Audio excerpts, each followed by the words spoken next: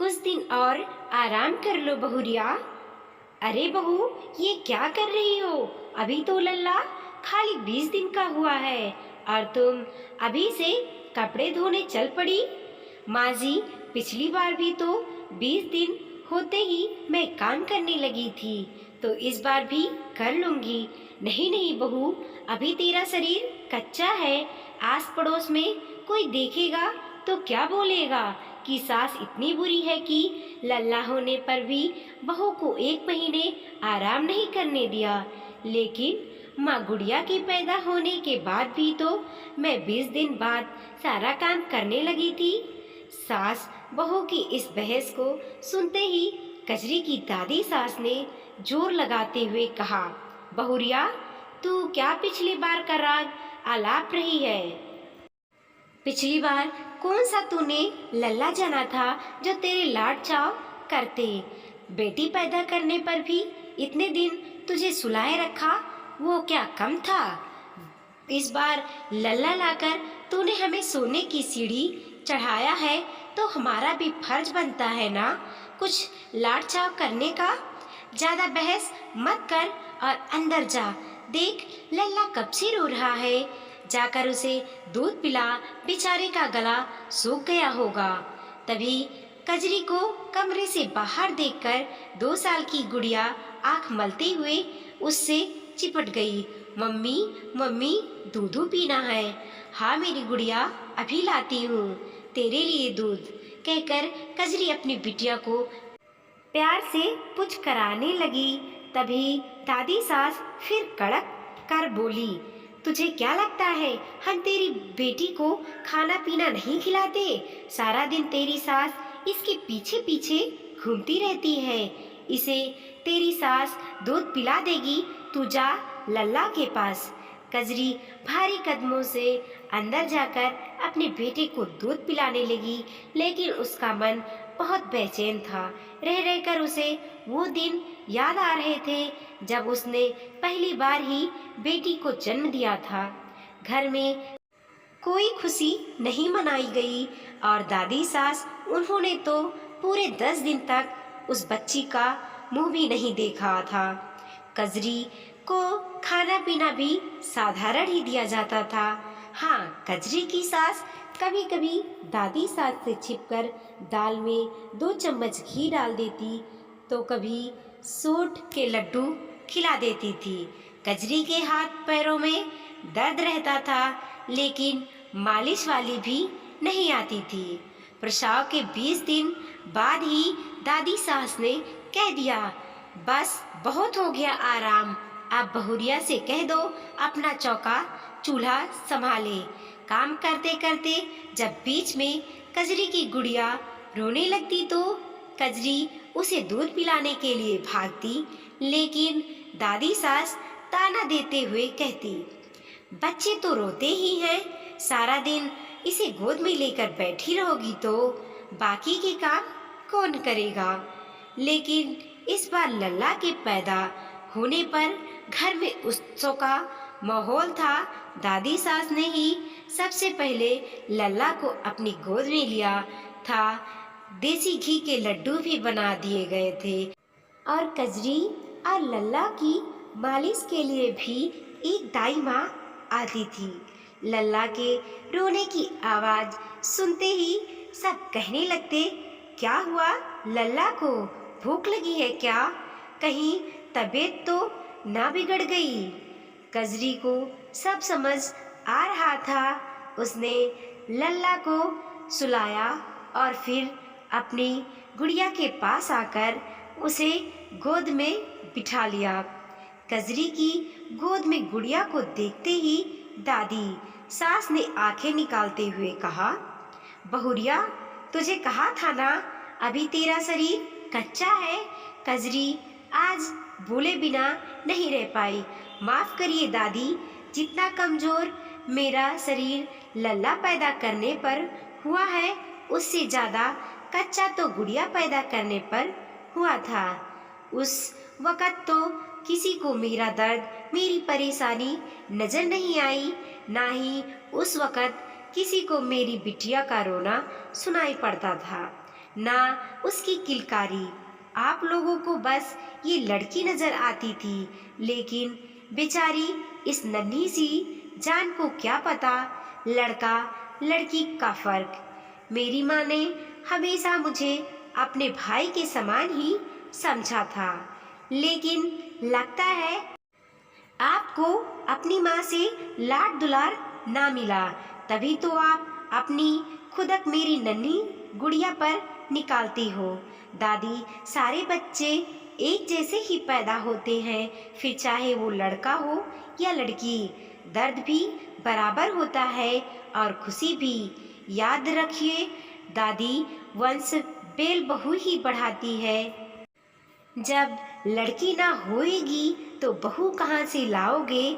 आज कजरी की दादी सास और सास दोनों कजरी का मुंह देखती रह गई। दादी, मैं अपने दोनों बच्चों को बराबर पालूंगी। एक माँ होकर भी अगर मैं खुद ही अपने बच्चों में फर्क करूंगी तो इस दुनिया समाज को क्या दोष देना। दादी की नजरें नीची हो गई थी और कजरी की सास के चेहरे पर एक मुस्कान उभर आई थी। वो तो आज तक अपने बच्चों के लिए आवाज ना उठा सकी, लेकिन कजरी ने आज वो कर दिखाया। दादी ने फिर डांटते हुए कहा, 2 अक्षर पढ़ लिए तो अब तू मास्टरानी बन के मुझे ही पढ़ाएगी क्या। माफ कर दे इस बुढ़िया को, लेकिन अभी लल्ला का ध्यान रख।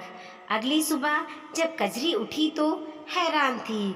गुड़िया दादी सास के पास खेल रही थी और दादी मुस्कुराते हुए उसके मुंह में मुरमुरे के दाने खिला रही थी।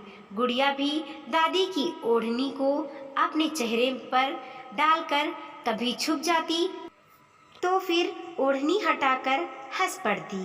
दादी ने आज पहली बार अपनी परपोती को ऐसे खेलते देखा था। उन्होंने गुड़िया को गोद में लेकर उसका माथा चूम लिया। कजरी दूर खड़ी डबडबाई आंखों से ये नज़ारा देख रही थी। दोस्तों, हर माँ को अपने बच्चों के लिए आवाज़ उठानी चाहिए।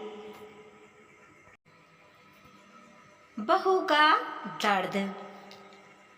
जाने क्यों आज अपने बेटे प्रतीक का पक्ष ले रही सीमा को मन ही मन दुख हो रहा था अपनी बहू तारा के लिए, क्योंकि वो गलत का साथ दे रही थी। ऐसे पति के साथ कोई रह भी कैसे सकता है। बस सीमा तो अपने बेटे की उजड़ती गृहस्थी को नहीं देख पा रही थी, इसीलिए अपने बेटे की गलतियों पर पर्दा डाल रही थी। बहू तारा ने जब सीमा के पांव पकड़ सही का पक्ष लेने को कहा तो सीमा की रुलाई फूट पड़ी और बोली, बेटा, समय रहते अगर मैं इस बेटे का पक्ष ना लेती तो आज ये दिन ना देखना पड़ता। मुझे माफ कर दो। तारा ने सीमा को गले लगा लिया, बोली, आप भी सही हो माँ, मेरा पक्ष ले। आपने मुझे बहू से बेटी बना लिया, लेकिन इन हालातों में प्रतीक के साथ रहना मुमकिन नहीं। अब छोटू पर भी इन परिस्थितियों का असर होता है। वो मुझसे अपने पापा के बारे में जो सवाल पूछता है उनका मैं क्या जवाब दूँ। सीमा निरुत्तर थी। उससे भी कभी कभी सहमा सा छोटू अपने पापा के व्यवहार पर सवाल करता, लेकिन उसके पास कोई जवाब ना होता। नशे में प्रतीक के बहकते कदम और उसकी नशे में बोली जाने वाली गाली गलौज करना, साथ ही तारा को मारना, ये सब दिन प्रतिदिन असहनीय होता जा रहा था। फिर छोटू तो बच्चा था। सीमा को अब अपने बरसों पहले की गलती का एहसास हो रहा था।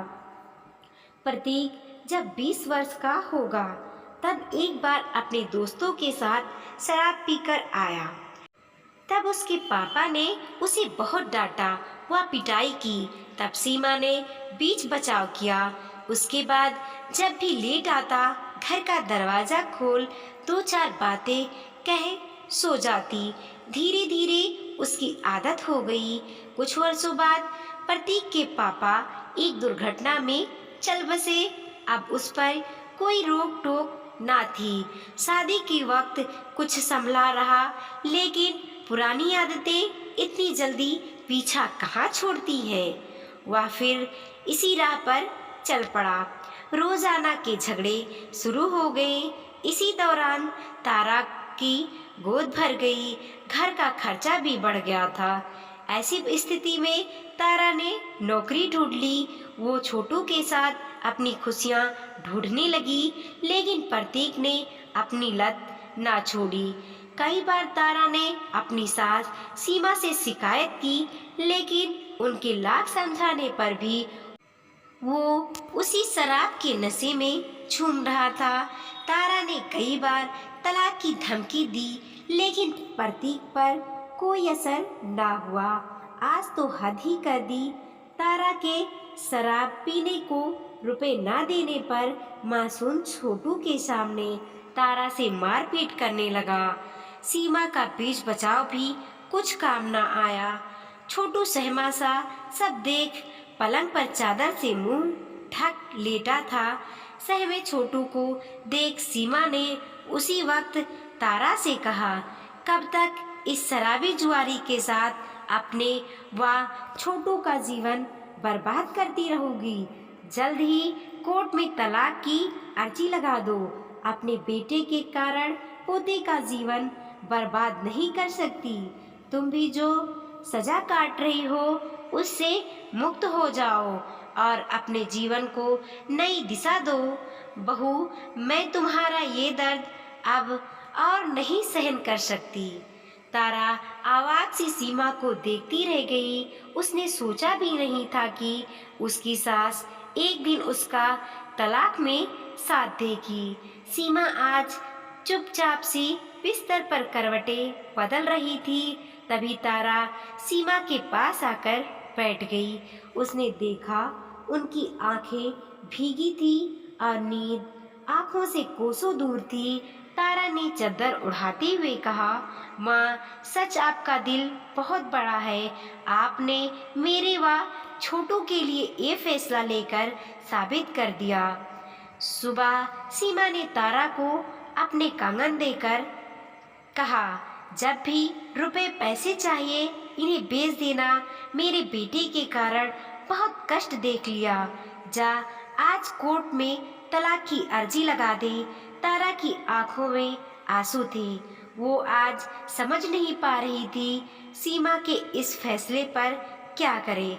तभी सीमा ने कहा, बेटा, अपने छोटू के बारे में सोच। प्रतीक का जीवन तो बर्बाद हो ही चुका है। उसके कारण मैं अपने पोते का जीवन बर्बाद नहीं कर सकती। जाओ, वकील साहब से मैंने बात कर ली है, वो इंतजार करते होंगे। अंदर के कमरे से शराबी प्रतीक बड़े आराम से उठा।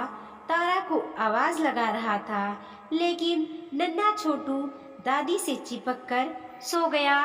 तारा अपने बेटे के लिए पर्स उठाकर वकील साहब से मिलने के लिए निकल चुकी थी। वीडियो पसंद आया हो तो लाइक कीजिए, कमेंट कीजिए और अपने दोस्तों के साथ ज़रूर शेयर कीजिए। चैनल पे नए हैं तो प्लीज़ सब्सक्राइब कीजिए और देखते रहिए मोटिवेशनल स्टोरी।